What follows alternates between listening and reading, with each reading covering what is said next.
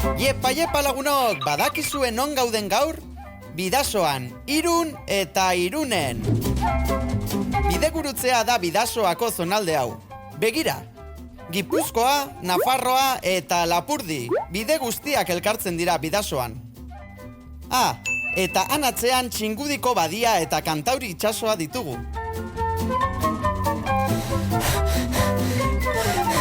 Gaur, Irunen Bidasoako erraldoien partaide garrantzitsu bat aurkeztuko dizuet. Itsasotik etorrita muga guztien gainetik dantzan dabilen erraldoia, arrantzalea. Itsaso barnetik badatoz itsasertzera, irabazi duten atsedena hartzera. Marinela.